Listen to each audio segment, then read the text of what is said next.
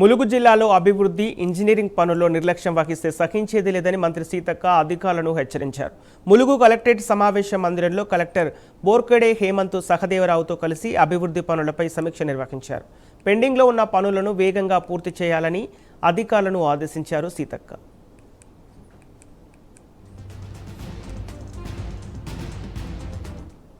Executive engineers తో ఈ సమావేశం నిర్వహించుకున్నాం.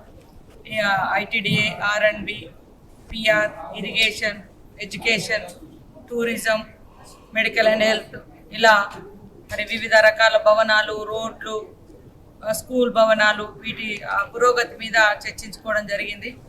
మరి చాలా అభివృద్ధి కార్యక్రమాలు శాంక్షన్ అయినప్పటికీ అనుకున్న స్థాయిలో కాంట్రాక్టర్లు కంప్లీట్ చేయడంలో వైఫల్యం కనిపిస్తూ ఉంది. దానికోసము ఒక టైం బాండ్ లాగా పెట్టుకోవాలని నిర్ణయించడం జరిగింది.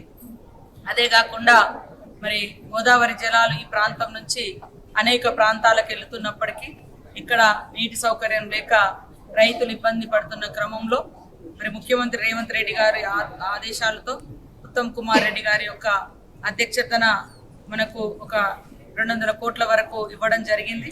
వాటికి సంబంధించినటువంటి ల్యాండ్ అక్విజిషన్ ఇటు రామప్ప లక్నవరం కానీ, అదేవిధంగా పుట్లాపురం లిఫ్ట్ కానీ, రామచంద్రాపురం మల్లంపల్లి ఏరియాలో జరగబోయేటువంటి పనుల పురోగతి పైన, అదేవిధంగా ముఖ్యంగా రామప్ప నింపడంతో మన ములుగు చుట్టుపక్కలటువంటి రామప్ప చుట్టూ ఉన్నటువంటి భూములన్నీ కూడా మునిగిపోతున్నటువంటి పరిస్థితి. ఆ ల్యాండ్ అక్విజిషన్ కూడా చేసి ముంపునకు గురి అయ్యేటువంటి రైతులకు నష్టపరిహారం చెల్లించే విధంగా ప్రణాళికలు